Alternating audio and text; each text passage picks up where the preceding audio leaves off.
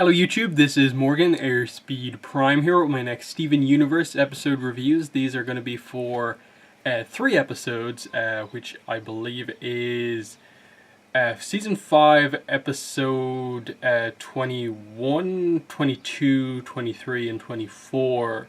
Obviously 21 is The Question, 22 is Maid of Honor, and then 23 and 24 together make up the kind of double-length episode, Reunited.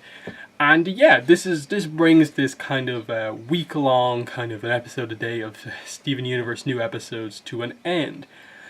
So how were these episodes? Overall, I think all 3 episodes were good. Overall, I think this week of episodes was really, really strong.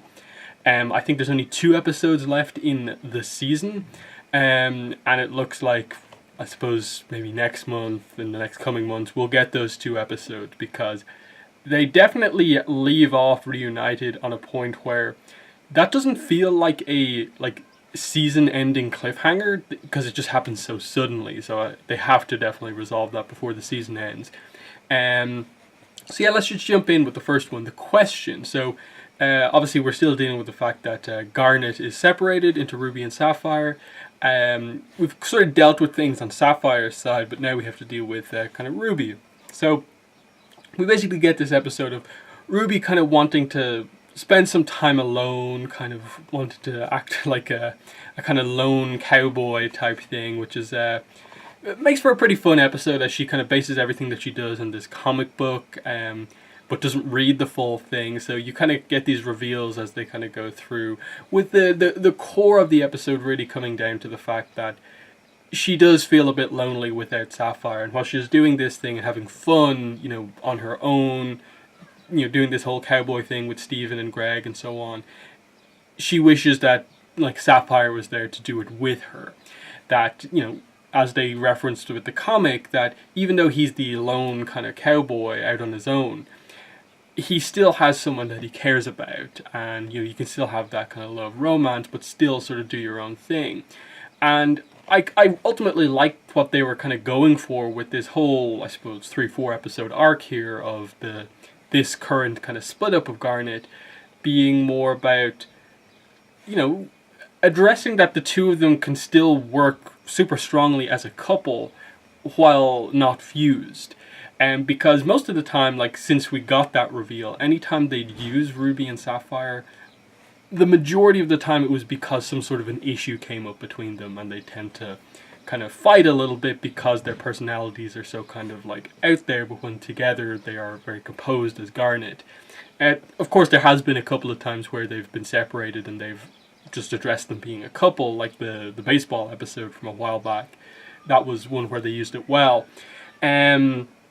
But specifically, here, they're just trying to address that, they can still be a couple, they can still be close, but be kind of separate as well. And the whole idea of, by the end of the episode, Ruby proposing to Sapphire to get married, and obviously her accepting, is, I think, just meant to double down on that fact that, Garnet is this physical representation of their love, but that they can still, while separate, show that as well, and that being kind of shown with just kind of moments like them kind of having that kiss, them saying, I've waited so long to kind of kiss your face, and that, if it is this kind of romance thing, of course Garnet kind of represents that, but just that the two of them together can actually have the relationship as well. I thought it was a good kind of a distinction to make, even though it was perhaps maybe obvious. It was something that I think they did need to do, and just getting to see more of Ruby and Sapphire on their own was good to, I suppose, characterize them individually a bit more, to help you sort of understand Garnet a bit better. So that worked really well. And then in the second episode, it's kind of like the wedding planning, but the focus of the episode is that, shouldn't everyone be here? What about Bismuth? And Steven goes on his own to kind of unbubble her and try and bring her back into things. And again, it's another situation of, we off-screen get Steven explaining what happened, the whole Pink Diamond reveal to her, and it helping Bismuth kind of not feel so, I suppose, guilty about everything that happened, but it her still having some kind of conflictions about all of this. And I thought it was well done. It was like it was a simple episode of it basically just being a couple of conversations between Stephen and Bismuth about all of this, but in the end, kind of it really coming down to she kind of wants to be involved in this. She wants to be back with her friends, but her feeling that like she's let them down because addressing the sort of newer dynamics of the crystal gems, the way she interprets it is that the crystal gems kind of shouldn't exist with Rose not around anymore. So she has basically tried to kill their leader, and it being this kind of big thing of her kind of saying to Stephen, "You are their leader. The reason that they still exist is because of you and what you are inspiring them to do for the future. They'll hate me because of what I tried to do to you."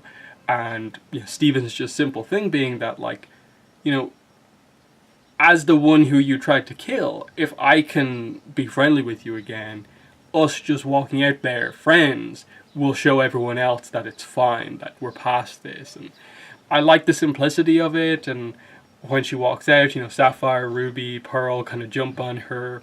Peridot, of course, has to be introduced to her. And then Amethyst doesn't specifically know her that well either. I don't actually remember from the previous Bismuth episode, like, was there any specific connection between Amethyst and Bismuth? I'd probably have to rewatch that one again.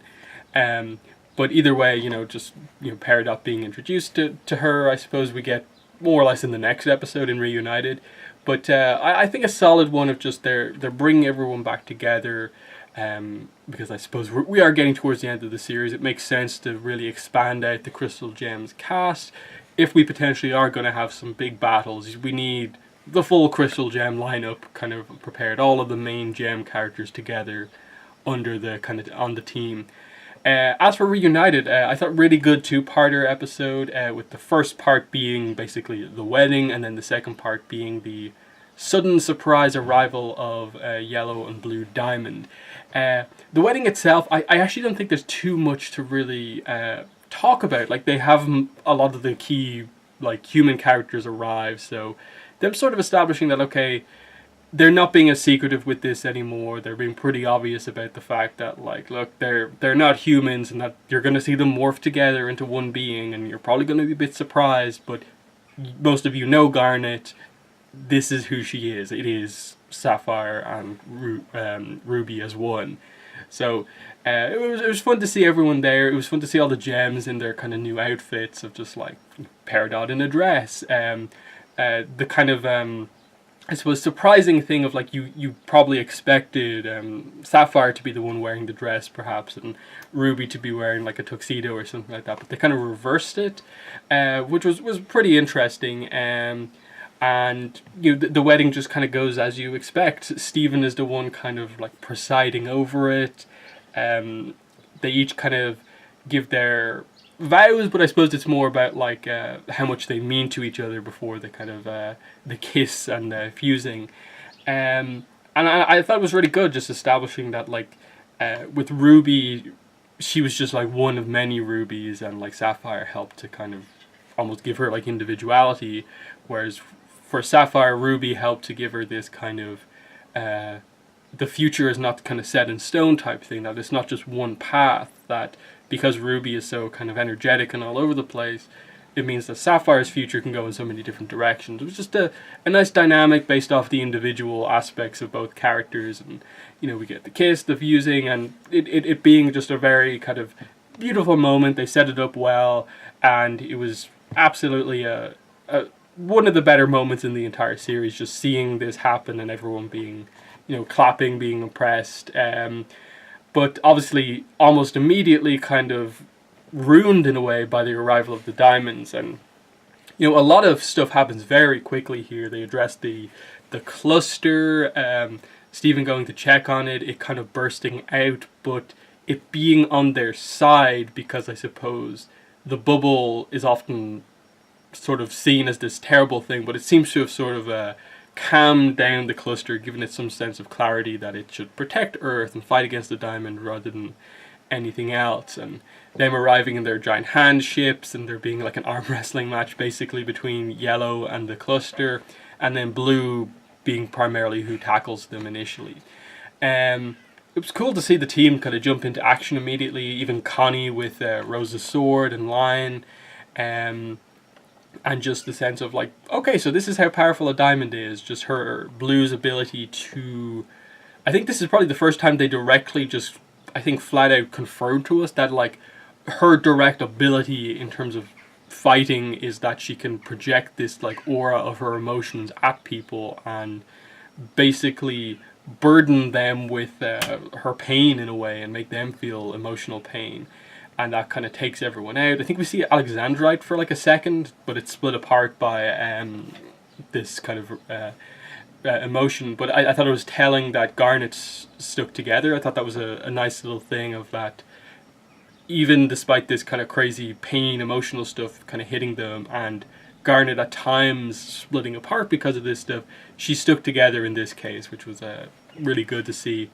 But the core really comes down to it is that Steven wants to reveal to them that like basically he is Pink Diamond. Pink Diamond isn't gone as such. It's just it's not how you thought it was. It wasn't Rebel Gems shattering Pink Diamond and Pink Diamond just doesn't exist anymore.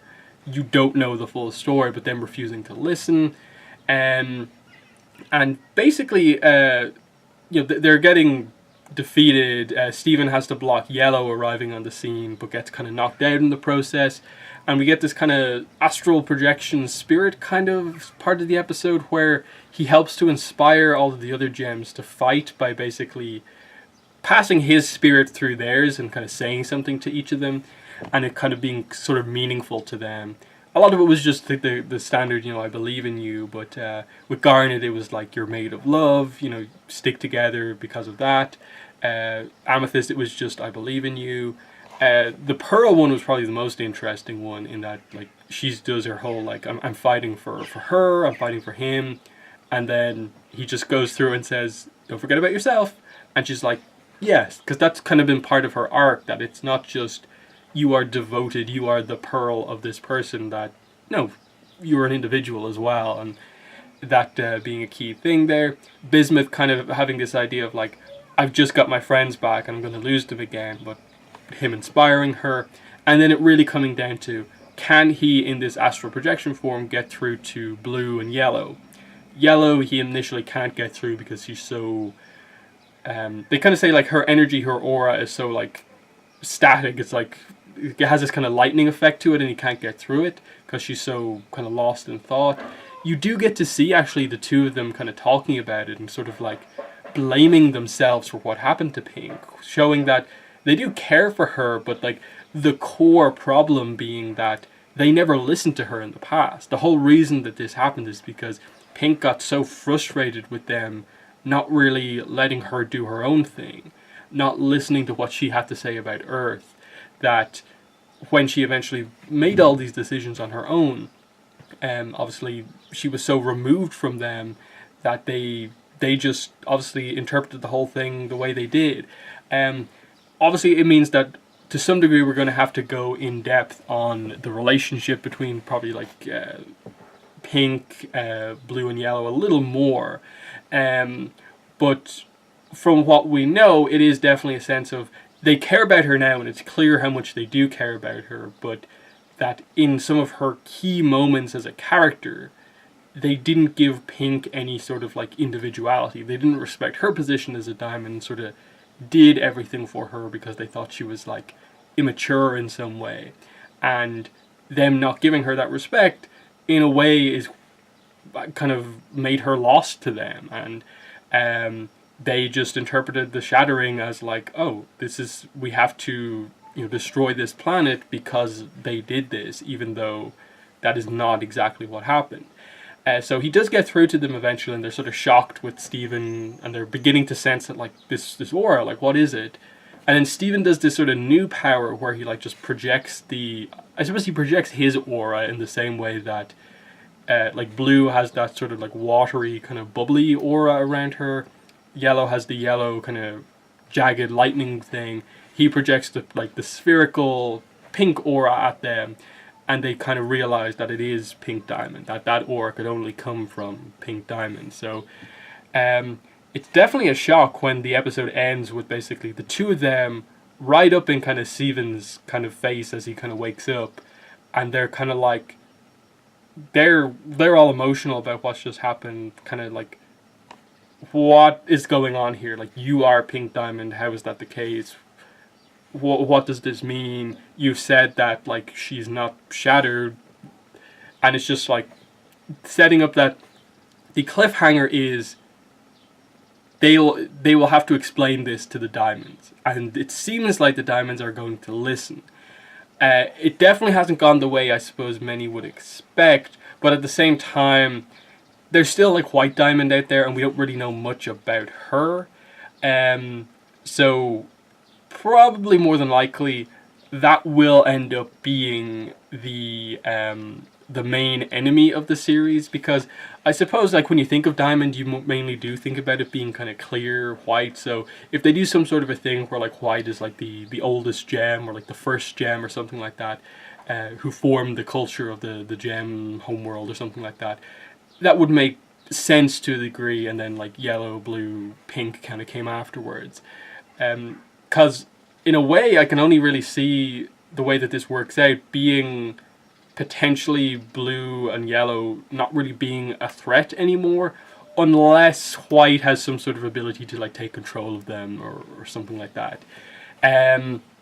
But still, in a way, it was sort of exactly what you expect from Steven Universe, to take a more let's talk this out approach rather than just have a big fight combat scene. I still think we'll get big fighting scenes down the road, once the final battle kind of really starts to kick off and we find out who we're actually fighting. But for now, I think this does make sense, and the question now is, when they reveal all of this to Blue and Yellow, what is their reaction to this? Because I think they've now presented the two of them as like actually caring about Pink. Once they find out like that basically they, in ignoring her and kind of controlling her actions, not really listening to the things that she really cared about, drove her away from them, is that going to be what kind of turns them away from like wanting to like destroy Earth? Or will it be more of a thing where they kind of further go down the road of like, no, Earth changed her, Earth influenced her, and it has this influence on everyone, we have to destroy it because it's causing too much problems? Or will they just accept that we've made a mistake? That's where the question really comes in. I could see Blue maybe being very accepting of this a little bit, but at the same time, in this episode, she said the thing to like when Lapis arrived of, does every gem who comes into contact with her like basically freak out like this? And like, at least that would be my interpretation. I think Blue probably still would be the one to potentially side with the crystal gems in this once it all comes out. Maybe Yellow would side against them. That way you have like two diamonds versus two diamonds. I'm still not sure. I think this is where they're resolving this very personal matter right now of like everyone's reaction to the Rose's Pink Diamond reveal. But once we get through that, there is still a case of like, the ultimate goal of the series, I assume, is changing Homeworld so that fusions are allowed, that it's not as controlling as it was before, it's not as based in what gem you are determines what class you are, and it's more free like Earth, like the crystal gems on Earth are. So I'm very interested to see what happens next. I'm assuming if they're going to do a finale type thing for the last episode, something with White Diamond is probably going to have to be the big shocking reveal that, oh, Blue and Yellow are actually being quite cool about this. It seems like everything's going to be resolved. Wait, the other Diamond's coming. Because like we haven't really heard much at all about White Diamond. I don't think we really know any information apart from just some visuals of like when we've seen like symbols of the diamonds, that the four of them have been there. That's why we know the White Diamond is actually like a thing. But in terms of like any real knowledge about like where she is, what's going on, the nature of her, we actually just don't know. So we're gonna have to wait and see on that. But yeah, I thought just a bunch of really, really good episodes. I even forgot to mention the whole Lapis returning thing. I thought that was actually a really good scene, in that it was absolutely, I think, what they needed to do with the character was just get her through the constant back and forth. I'm afraid, and just have her be like, look, you're a you're a sort of rebel gem anyway. Stick with the group of friends that you have, because it's not suddenly gonna your standing with Homeworld isn't suddenly going to change. You're much better off sticking with the people you know and care about on the planet you care about, with them, rather than doing anything else. And that's basically what she says when she comes down. Is that, like, I'm already being treated like a crystal gem. I'm being punished for it. I might as well actually properly be one. And she comes down, helps them out, and they address the whole thing of like Peridot being happy for her to be back. Steven's happy, and it seems like we have a few more crystal gems now with Bismuth back and Lapis. They did, over the course of the episode, poof. They poofed Lapis and Peridot, I think. And I think that's all that we saw by the episode, that they were poofed, but their gems weren't shattered. So they can come back. It's just going to probably take a little bit. But still, it was interesting that they even did that at all. I do wonder how long, if any length of time, they will really keep them apart. But I think that's really all there is to say. I suppose Lapis's other big moment was that Blue's, obviously, energy power was affecting everyone with the emotional pain, and then of course Lapis is the one who's sort of immune to it, in that she just wipes the one tear away, and it's like, yeah, I felt worse, because it made complete sense. That's what her character has been. It's been that she has suffered so much based on everything that's happened. Of course, she would be the one to be immune to the emotional powers of someone who's also like felt a lot of pain. So that was cool. And yeah, just Peridot in general, actually, I thought was very fun, for like the whole action scenes of just really getting involved in the action. Bismuth throwing her. Obviously, she's not particularly like powerful as such, but Bismuth even acknowledges that she kind of likes Peridot's kind of like her fire, her like aggression in all of this. That I've already kind of went at a diamond before, I'll do it again type thing, and just her being so up for a fight was really fun to see the character that she is now. Really shows the growth that she's gone through. But yeah, that's been my review on these Steven Universe episodes. I hope we're not waiting too long for the next two. But yeah, that's been the video. Thanks for watching, and bye.